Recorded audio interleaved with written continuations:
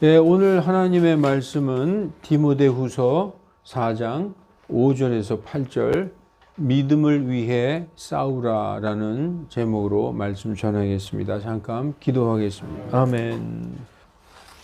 예, 오늘 본문 말씀은 사도 바울이 순교당하기 직전 로마의 그 지하 감옥에 갇혀서 자기의 사랑하는 아들 디모데에게 보낸 편지입니다. 디모데서에 보면은 내 아들아 이렇게 되어 있는데 사도 바울이 직접 낳은 게 아니라 믿음으로 복음 안에서 영적으로 낳은 아들, 믿음의 아들 디모데에게 보낸 편지입니다. 그래서 오늘 본문을 보면 너는 모든 일에 깨어서 고난을 견디며 전도자의 일을 행하며 내 사역을 온전히 입증하라 이렇게 시작하고 있습니다. 디모데후서 항상 그렇듯이 4장 1절부터 한번 우리가 살펴보면 그러므로 내가 하나님 앞에서와 주 예수 그리스도 곧 자신이 나타나실 때에 자신의 왕국에서 산 자들과 죽은 자들을 심판하실 분 앞에서 엄히 명하노니 너는 말씀을 선포하라. 때에 맞든지 맞지 않든지 긴급히 하라. 그리고 모든 오래 참음과 교리로 힘쓰고 책망하고 꾸짖고 권면하라. 모든 오래 참음과 교리로 책망하고 꾸짖고 권면하라. 이렇게 말씀하고 있습니다.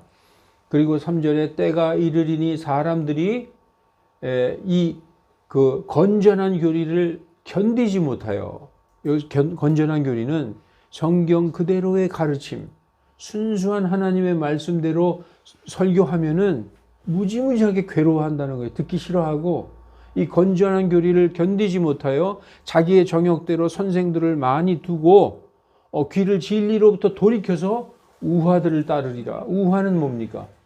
이솝우화. 이거 진리가 아닌 사람들이 지어낸 꾸며낸 이야기를 더 좋아하고 그거 더 좋다고 그러고 거기 따른다는 거예요. 성경 그대로 있는 대로 설교하면 굉장히 거부 반응을 일으킨다는 것입니다. 그래서 오늘 본문 4장 5절에 그러나 너는 모든 일에 깨어서 고난을 견디며 네 그 전도자의 일을 행하며 그리고 내 사역을 온전히 입증하라. 입증하라는 건 proof예요. proof.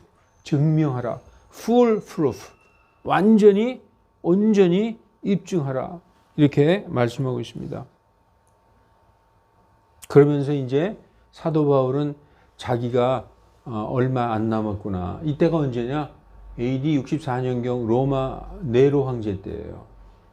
그 로마의 지하에 차디찬 돌바닥에 추운 그 바닥에 앉아서 이제 죽기 전에 순교를 예감하고 그 전에 디모데에게 편지한 것입니다. 내가 이제 드려질 준비가 되었고 드려진다. 나의 생명이 하나님께 바쳐질 그 준비가 되었고 나의 떠날 때가 가까이 왔도다. 이렇게 말씀하고 있어요. 내가 선한 싸움을 싸우고 나의 달려갈 길을 마치고 내 믿음을 지켰으니 참 중요한 얘기가 나오죠. 선한 싸움을 싸우고 나의 달려갈 길을 마치고 나의 믿음을 지켰으니 이제 후로는 내게 의의 왕관이 마련되어 있으므로 의의 왕관, 개역성경에 의의 면류관이라고 되어 있을 거예요. 면류관이 아니라 크라운이에요. 크라운. 왕관이 마련되어 있다. 우리는 왕 같은 제사장이에요. 왕이자 제사장. 우리 하나님을 위하여 우리를 왕과 제사장으로 삼으셨으니 우리가 땅에서 다스리리로다라고 요한계시록 5장에 나왔잖아요. 우리는 왕입니다. 왕.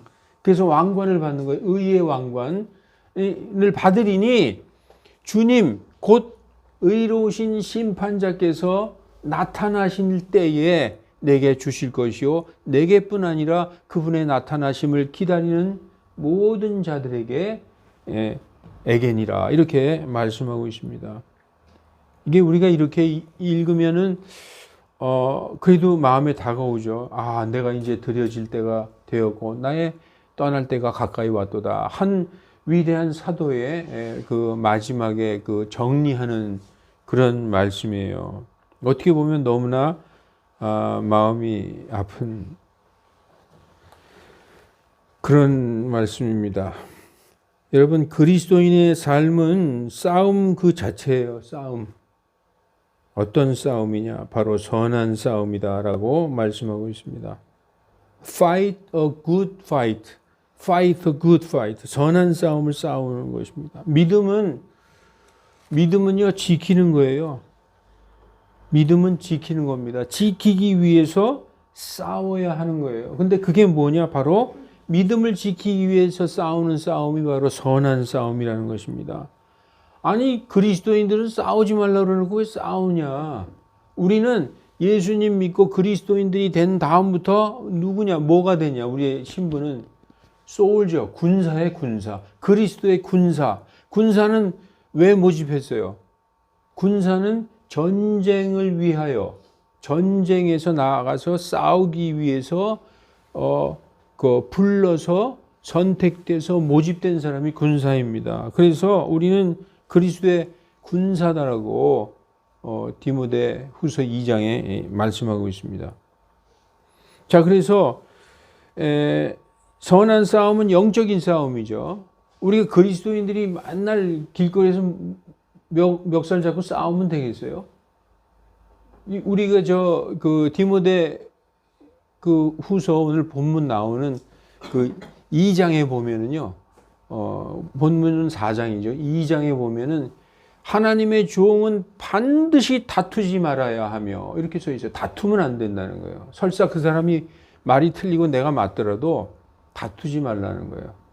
예. 그리고 모든 사람들에게 부드러워야 하며 가르치기를 잘하여야 하고, 그리고 이렇게 거부하고 네가 틀렸다 이렇게 하는 자들에게 오래 참음으로 기다려야 된다. 그래야 마귀의 뜻대로 마귀에게 사로잡힌 자들이 마귀의 올무에서 벗어나 스스로 회복되게 되고 하나님께서 회개함을 주신다. 내가 100% 잘했어요. 저 사람이 100% 틀렸어요.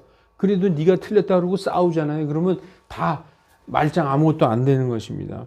근데 우리가 왜 싸우느냐? 영적인 싸움을 싸우라는 거죠. 악한 세상에서 하나님의 말씀대로 사는 것. 그게 바로 선한 싸움을 싸우는 것입니다. 오늘 사도 바울은 로마 감옥에 차가운 돌바닥에 앉아 있는데 AD 64년에 로마 도시에 큰 화재가 일어났어요. 7월 18일 날. 너무나 큰 화재가 일어나서 로마의 절반이 타버렸어요.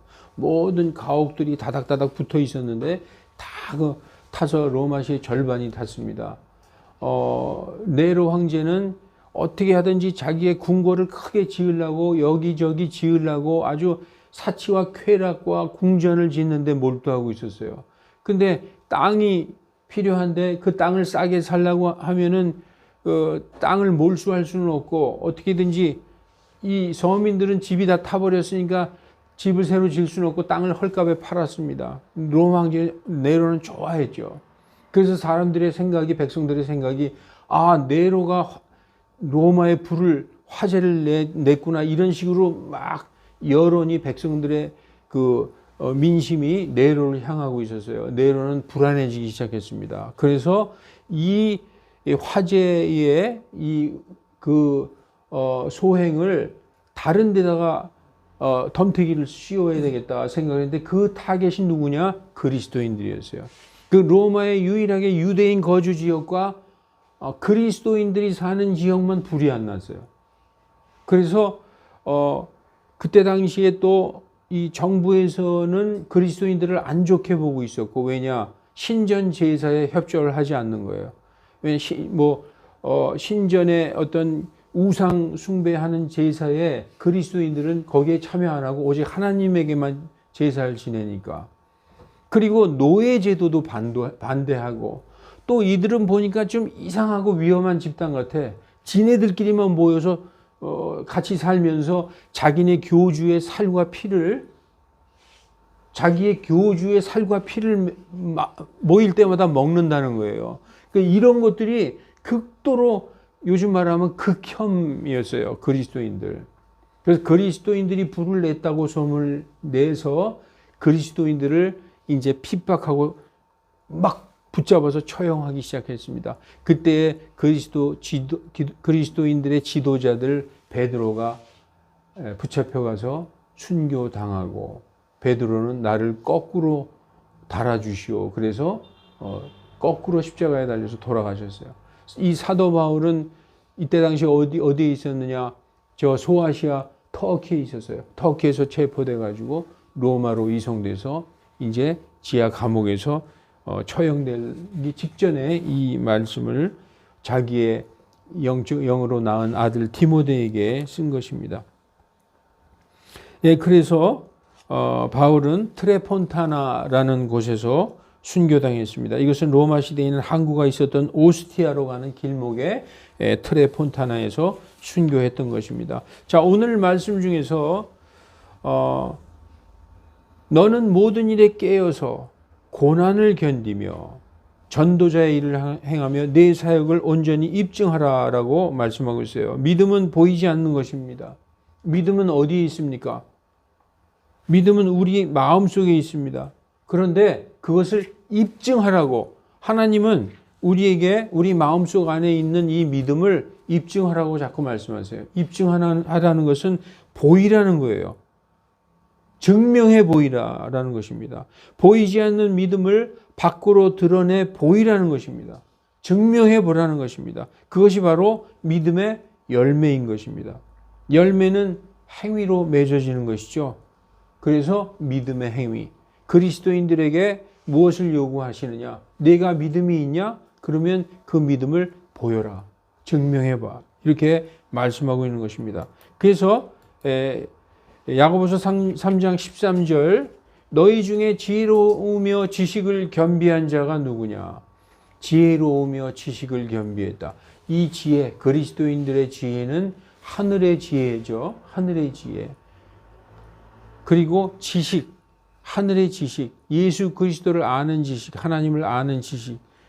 너희가 예수님 믿고 하늘의 지혜와 지식을 가졌다고 하는데 그러한 자가 누구냐? 그는 지혜의 온유함으로 선한 생활 방식에서 나오는 행위들을 보일지니라. 이렇게 말씀하고 있어요.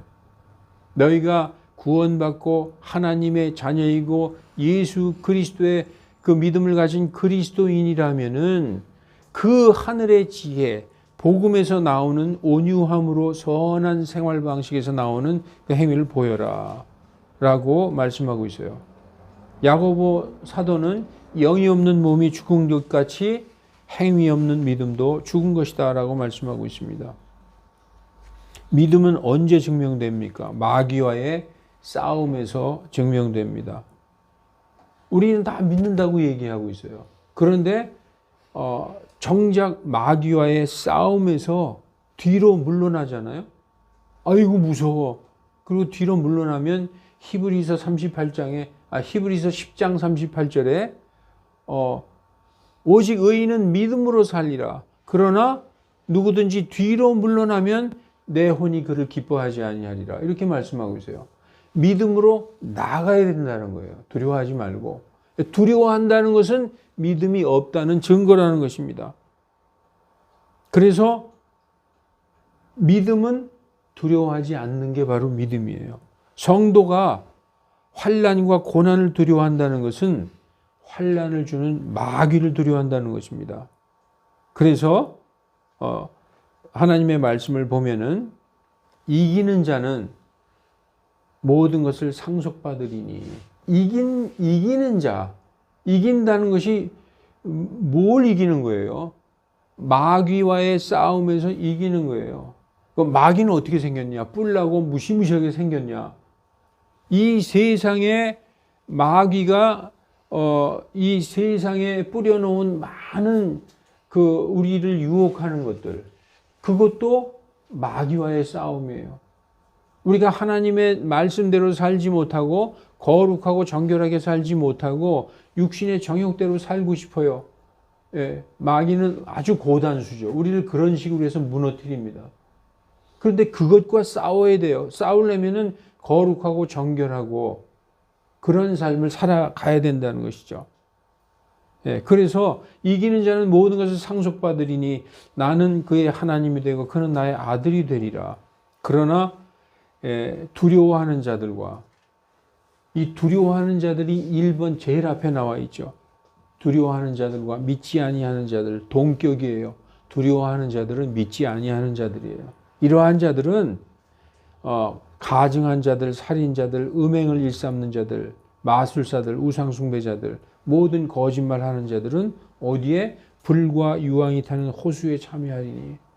그러니까 하나님이 생각할 때 내가 너희와 함께 있고 항상 너희 안에서 너희와 함께하고 동행하는데 계속 두려워한다? 이거는 내가 너희 안에 없다는 증거라고 생각할 수밖에 없잖아요. 그죠?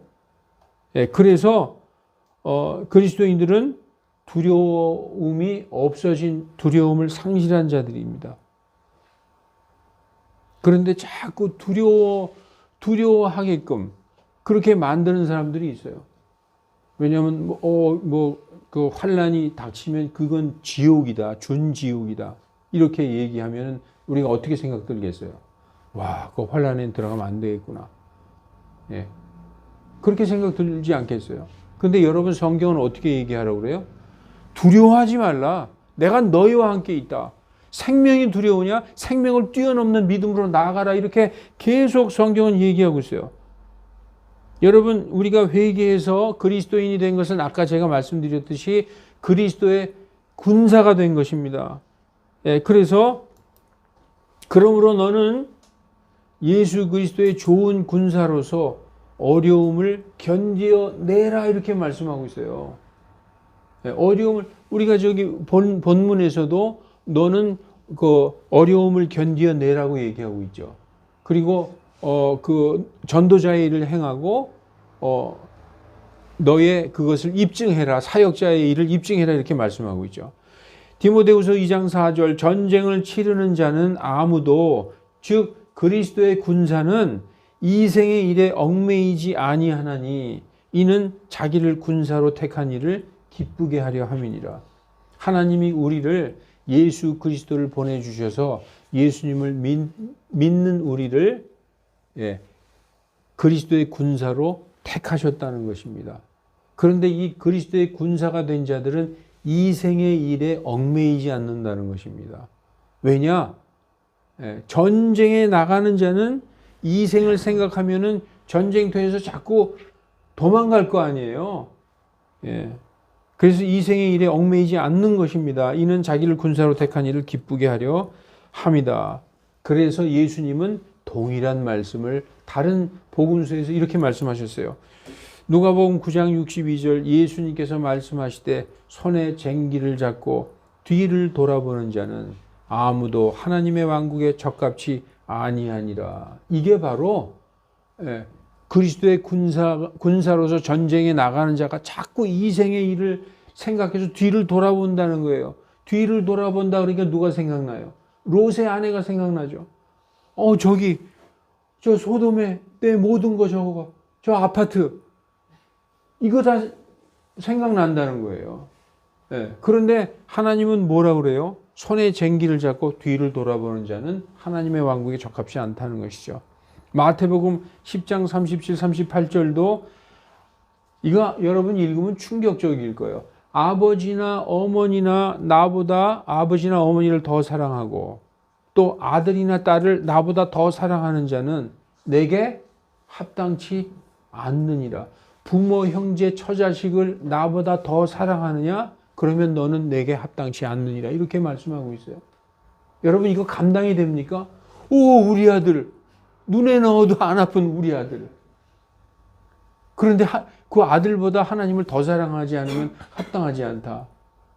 이게 결국은 나중에는 부모, 형제, 처자식이 아니라 내 생명보다도 하나님보다 내 생명을 더 사랑하면 그 사람은 합당치 않다고 말씀하고 있는 거예요. 그러니까 믿음은 뭡니까?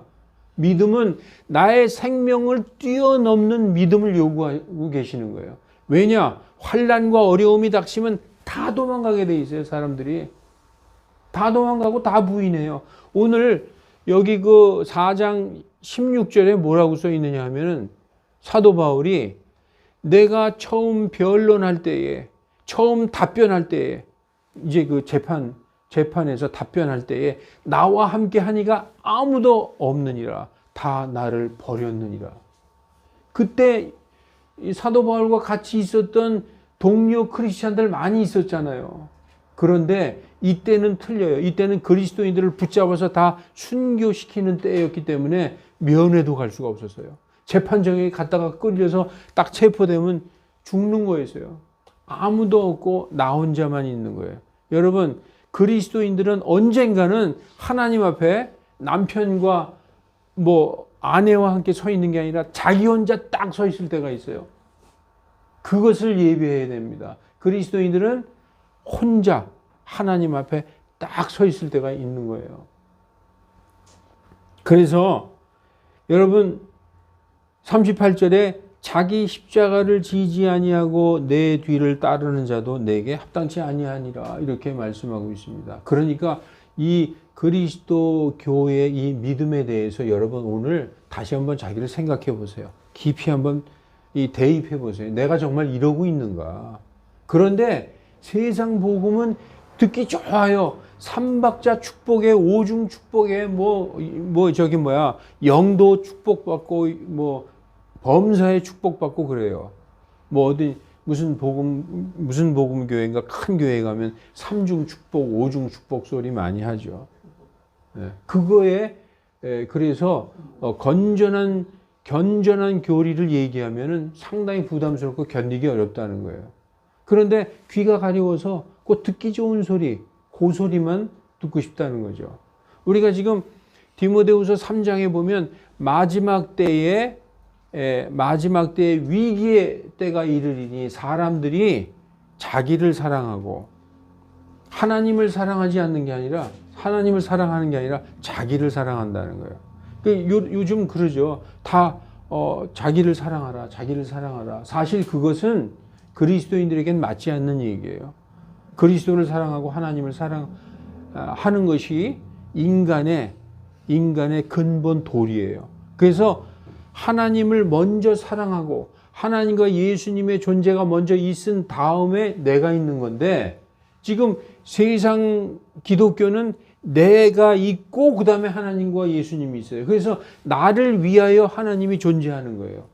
내가 잘 되고 내가 복 받고 이렇게 교회 잘 나가서 잘 되는 어떤 그런 나를 잘 되게 하는 신으로서만 존재하는 것이 세상의 기독교의 세상 복음인데 성경 복음은 하나님과 예수님이 먼저고 그분을 위해서 내가 존재하고 그분을 위해서 내가 그분의 영광에 대한 찬양이 되게 하기 위해서 우리를 택하시고 존재하게 하셨다라고 말씀하고 있는 것입니다. 그러니까 믿음을 간단하게 생각하면 안 된다는 것입니다. 그리스도의 군사들은 마귀와의 전쟁에서 이기는 것이 정해져 있어요. 내가 세상을 이기었노라. 힘을 내라. 예? 그런데도 그 준지옥이야. 거기 들어가면 우린 다 죽어. 누가 두렵게 하는 거예요? 준지옥이라고 거기 들어가면 안 된다고 거기 들어가면 큰일 난다고 누가 겁을 주고 있는 거예요? 예, 우리는 믿음으로 우리와 함께 계신 예수님 하나님으로 인하여 능히 이길 수 있다고 하기 때문에 환난을 두려워하지 말라고 하는 자가 겁주는 거예요? 그 말을 완전히 거꾸로 하고 있는 거죠. 어떠한 무서워 보이는 환난도 그리스도의 이름으로 나아가서 싸우면 내가 싸우는 거예요? 그리스도께서 싸우시는 거예요. 마치 여러분 구약 성경 읽어보면 다윗이 골리앗 앞에 나갔을 때 누가 싸운 거예요? 자기가 싸운 건가요? 다윗의 고백을 한번 들어볼까요? 다윗이 뭐라고 얘기했느냐? 옛날 고대의 전쟁은 딱 양 진영에서 장수가 한 명씩 나와요. 그래서 기를 죽이는 거예요, 처음에. 엄청난 장수가 나와서 상대편의 장수들을 막 다 죽입니다. 그리고 막 조롱해요. 야, 너희 중에 그렇게 뭐 싸울 사람이 없냐? 너희들 다 나와봐라. 내가 다 이길게. 막 이러죠. 그러면 이번에 어떤 장수가 막 나가고 그럽니다. 근데 그 팔레스타인 쪽에서 골리앗이 나왔는데 그 장수와 상대하러 나아갈 장수가 아무도 없어요. 그러니까 이쪽 이스라엘 진영 사울 왕 편에선 조용한 거죠. 아무도 못 나가는 거예요. 그때 누가 얼굴이 발그스름한 청년이 하나 나타나가서 내가 나가겠나이다 그랬더니 얘야 여기는 노는 데가 아니란다. 아 그래도요 저는요 양을 치면서 그 곰이 나타나면 곰의 수염을 칵 잡아가지고 때리고요 사자의 입에서 양을 끄집어내고 저는 맹수들과도 싸웠습니다. 그래? 그럼 너 한번 나가봐라. 그래서 그 사울 왕이 자기의 갑옷을 갖다가 입혀줬습니다. 너무 무거워 막 거치장스럽고 다 벗어버리고 다윗이 나갑니다. 나갈 때 뭐라고 얘기해요? 사무엘상 17장 45절 이에 다윗이 그 블레셋 사람에게 이르되 골리앗에게 너는 칼과 창과 방패를 가지고 내게 오거니와 너는 칼과 창과 방패 내가 가지고 있는 무기를 의지해서 나오거니와 나는 내가 도전한 이스라엘 군대의 하나님 곧 만군의 주의 이름 만군의 여호와의 이름으로 내게 가노라. 이거 왜 성경에 기록해 주셨어요? 지금 신약시대에 우리들도 우리가 싸우는 게 아니라 우리 안에 계신 그리스도께서 우리 대신 싸우시는 거예요. 그러니까 뭘 두려워하느냐 이거죠. 두려워한다는 자체가 내 안에 계시는 걸 부정하는 거예요. 두려워하지 말라는 것입니다. 예. 이 구약 성경에 많은 전쟁 얘기가 나오는데 모든 전쟁에서 하나님과 함께 나간 전쟁에서 패한 적은 단 한 번도 없어요. 기드온의 300용사가 사사기 6, 7, 8장에 읽어보세요. 기드온의 300용사가 12만 명을 무찔렀어요. 여러분. 그게 말이 되는 겁니까? 그때 누가 계셨어요? 하나님이 함께 하셨다는 것입니다. 지금 이 시대의 그리스도인들은 별로 싸울 것도 없고 뭐 환난도 별로 없네요. 그리고 평화롭고 안전함으로 싸울 일도 없다고 생각하는데 왜 저 김 목사는 자꾸 환난과 뭐 이런 얘기를 자꾸 하느냐. 그 성경에 있는 건 알긴 아는데 지금 우리의 상황과는 좀 뭔가 잘 맞지 않는 거 아니냐. 여러분 성경이 이렇게 말씀하고 있어요. 데살로니가 5장 데살로니가 전서 5장 3절 4절에 그들이 평화와 안전을 말할 그때에 아이벤 여자에게 진통이 오듯이 갑작스런 파멸이 그들 위에 닥치리니 피하지 못하리라. 그러나 형제들아 너희는 어두운 가운데 있지 아니하매 그날이 도둑같이 너희를 덮치지 못하리라.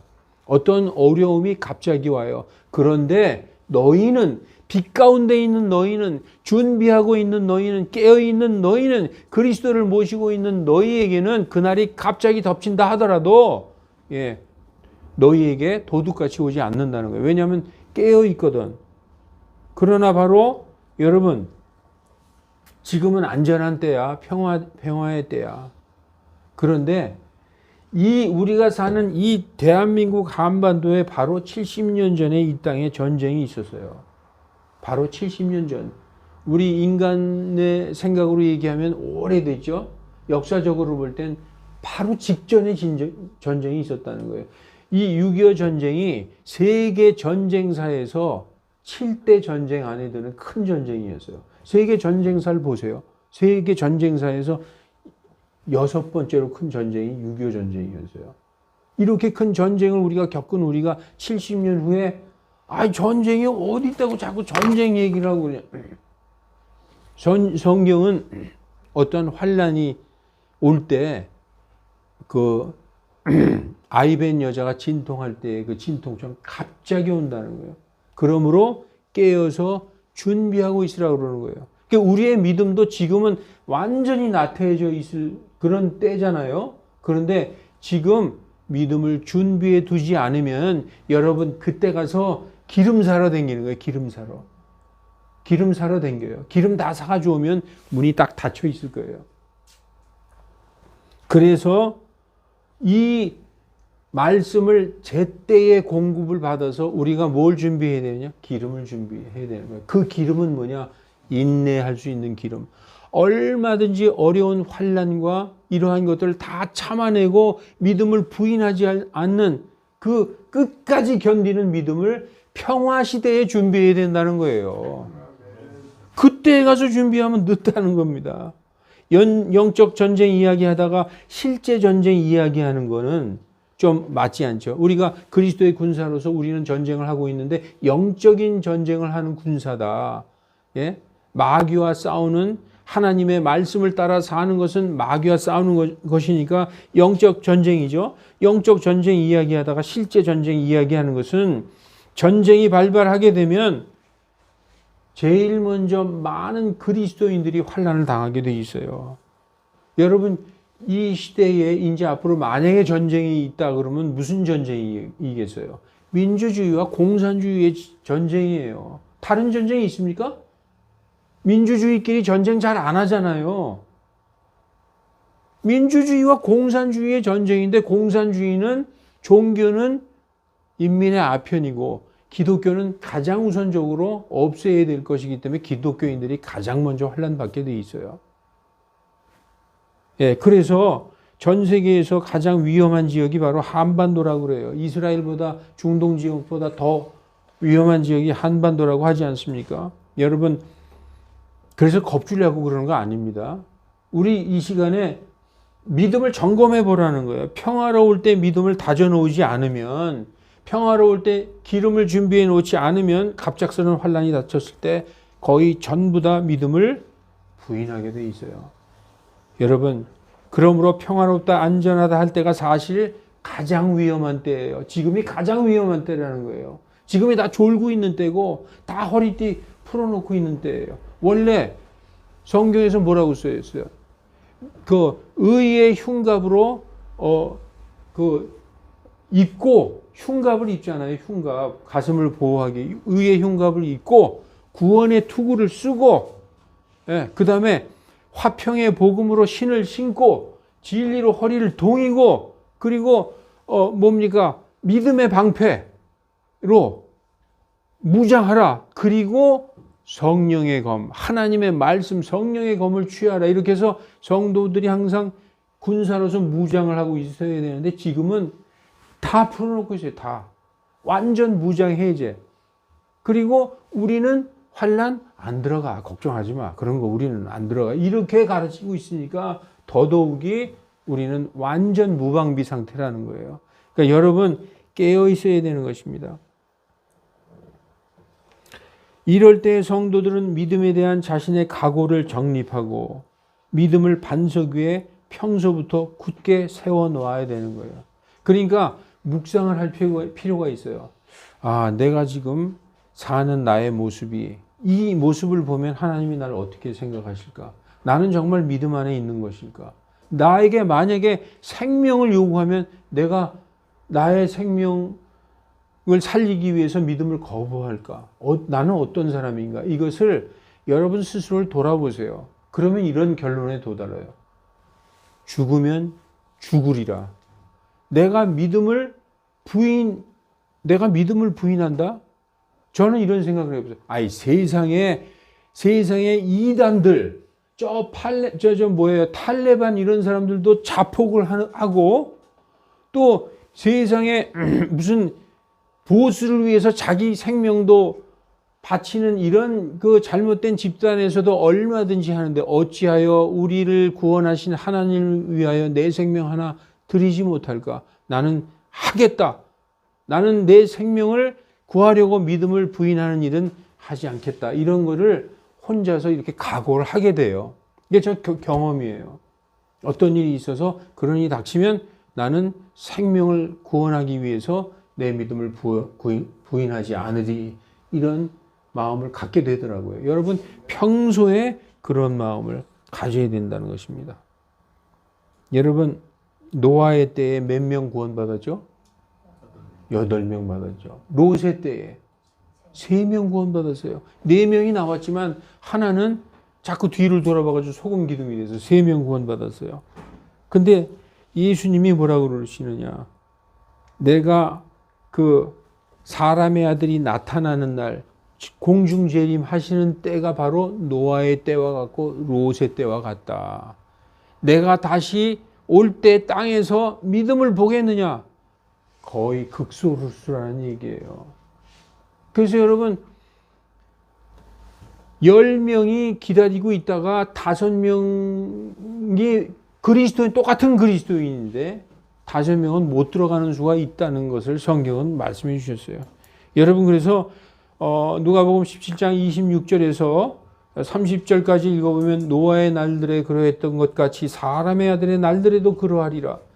노아가 방주로 들어가던 날까지 사람들이 먹고 마시고 장가가고 시집가더니 홍수가 나서 그들을 다 파멸시켰으며 또 롯의 날들에 그러했던 것 같으리니 사람들이 먹고 마시고 사고 팔며 심고 건축하더니 롯이 소돔에서 나가던 그날에 하늘로부터 불과 유황이 비오듯 내려서 그들 모두를 파멸시켰느니라. 사람의 아들이 나타나는 날에도 그와 같으리라. 이건 놀라운 말씀을 하고 있어요. 똑같다는 거예요. 예. 그래서 예수님이 누가복음 18장 8절에 내가 너희에게 이르노니 속히 그들의 원수를 갚아주리라. 그러나 사람의 아들이 올 때에 땅에서 믿음을 찾아보겠느냐라고 말씀하고 있는 것입니다. 여러분 우리를 돌아보고 준비해야 됩니다. 그러므로 성도들은 평소에 자기 자신에게 다짐하고 확신해 두어야 돼요. 죽어도 내가 믿음만 지키겠다. 그 신념을 마음속에 새겨 두어야 하는 거예요. 평소에 이것을 목회자들은 가르쳐야 되는 거예요. 안 그러고 우리에게 그런 일은 없다고 가르치면 그것이 갑자기 닥쳤을 때 이게 패닉 상태에 빠지고 다 부정하게 되는 것입니다. 여러분 성경에서 에스더서를 읽어보면은 에스더가 뭐라고 얘기하느냐? 내가 죽으면 죽으리이다. 예, 이스라엘 백성 전체가 완전히 멸망, 아주 하나도 안 남겨놓고 그 진멸당할 위기에서 그 에스더의 삼촌 모르드게가 네가 지금 왕비가 된 것은 이 날을 위하여 하나님이 너를 예비해 주신 것일 줄 누가 아느냐. 네가 지금 나가서 왕이 부르지 않는데 자기 멋대로 나가면 사형이에요. 그런데 왕 앞에 나갔는데 왕이 호를 딱 들으면은 그것은 사형이 아니에요. 내가 너를 기쁘다, 잘 왔다 하는 뜻입니다. 그래서 왕 앞에 나가서 하지 않으면은 이 민족을 살리기 위해서 네가 하지 않으면은 다른 방법으로 하나님이 이 민족을 살리실 테고 너와 네 가족은 멸망당하리라. 그러나 네가 왕비가 된 것은 바로 이날 우리 민족을 살리기 위해서 하나님이 널 예비해 두신 줄 누가 알겠느냐. 그러니까 에스더가 내가 왕에게 나아가리다. 왕이 오라는 말도 안 했는데 내 멋대로 나가서 죽으면 내가 죽으리이다 하는 거예요. 이런 믿음이 성도들에게 있어야 되는 것입니다. 여러분 이제 말씀을 정리하고 마치겠습니다. 우리들의 신앙은 아까 말씀드렸듯이 1번이 나야 나. 첫째가 우리고 둘째가 바로 하나님과 예수님이 계시지. 이거예요? 아닙니다. 첫째가 하나님 예수님. 그 하나님 예수님의 영광과 찬양을 위하여 우리가 존재하는 것입니다. 따라서 내가 잘되기 위해서 하나님이 존재하시고 내가 세상에서 잘되기 위해 믿는 하나님이 아닙니다. 그렇게 생각하고 있다면 여러분은 하나님을 잡신 믿는 그 스타일로 믿고 있는 거예요. 잡신 믿듯이 믿고 있는 것입니다. 그래서 에베소서에서는 이는 그리스도를 먼저 신뢰한 우리로 하여금 그분의 영광에 대한 찬양이 되게 하려고 우리를 부르셨다라고 말씀하고 있는 것입니다. 예수님께서 항상 성경에서 그러죠. 나로 인하여 내 이름으로 인하여 너희가 사람들이 너희를 핍박하고 욕하면 너희에게 복이 있나니. 예, 나로 인해 너희가 내 이름으로 인해 핍박을 받는다. 이런 말씀들을 많이 하고 있죠. 이 말씀은 나를 믿는 그 믿음으로 인하여 사람들이 너희를 핍박하고 욕하고 거짓되이 너희에게 온갖 악한 말을 할 때 너희에게 복이 있다. 성도의 모든 환난은 예수 그리스도의 이름으로 인하여 받는 것입니다. 그래서 예수님은 뭐라고 말씀하셨느냐. 사람이 친구를 위하여 자기 생명을 내어놓으면 이보다 더 큰 사랑이 없나니 내가 무엇을 명령하였든지 너희가 그대로 행하면 너희가 곧 나의 친구다. 그러니까 예수님의 말씀대로 행하면서 사는 사람이 예수님이 내가 나의 친구인데 친구를 위하여 자기 생명을 내놓으면 지금 예수님은 우리를 친구라고 말씀하고 있죠. 따라서 우리의 친구가 나의 좋은 친구가 바로 예수님이에요. 그 친구에게 자기 생명을 내놓으면 이보다 더 큰 사랑이 없다는 거예요. 기브 앤 테이크죠. 하나님께서 우리를 사랑하셔서 자기 아들을 보내셔서 십자가에서 그 생명으로 우리를 구원하셨어요. 이제 우리의 생명으로 그분께 드리는 거, 그 당연하다는 거예요. 그래서 친구를 위하여 자기의 생명을 내어놓으면 이보다 더 큰 사랑이 없다라고 말씀하고 있어요. 이 말씀을 감당할 수 있는 분은 받으시기 바랍니다. 감당 못하면 못 받아도 좋아요. 성경에 그렇게 돼 있어요. 이거는 내가 예수님을 위하여 순교를 당한 일이 생긴다. 내가 생명을 내놓겠다라고 마음속에 다짐을 하는 자도 있지만 나는 그것까지는 못해. 좋다는 거예요. 하나님도 그건 이해하시는 것입니다. 자, 여러분 이제 오늘 말씀을 통해서 가만히 자신을 돌아보시기 바랍니다. 정말 내가 정말 믿음 안에 거하고 있는가? 그 정말 내 생명을 믿음은요, 생명을 뛰어넘는 겁니다. 제일 마지막에 믿음을 지켰는데 나의 생명에 딱 걸렸어. 내 생명을 내놓으라고? 그건 안 되지. 난 딴 건 다 하지만 그건 못해. 그건 믿음이 아니라는 거예요. 믿음은 그 생명을 뛰어넘는 게 믿음이에요. 그러니까 여러분 평소에 그거에 대해서 곰곰이 생각해 보시고 묵상해 보시기 바랍니다. 그러면 여러분은 정말 하나님이 인정하는 믿음, 정말 그리스도의 군사로서의 놀라운 믿음의 소유자가 될 거라고 확신합니다. 네, 기도하겠습니다. 하나님 아버지, 이 시대의 성도들이 너무나 편안하고 안전한 나머지 환난을 감당할 수도 이해할 수도 없는 연약한 그리스도인들이 되어가고 있습니다. 하나님, 우리를 성장시켜 주시옵소서. 말씀의 저주로 점점 자라게 하여 주시고 선한 싸움을 싸우고 믿음을 능히 지키는 그리스도의 강한 군사로서 마귀와의 모든 싸움에서 능히 이기는 믿음의 사람들이 다 되게 하여 주시옵소서. 주 예수 그리스도 이름으로 기도하옵나이다. 아멘.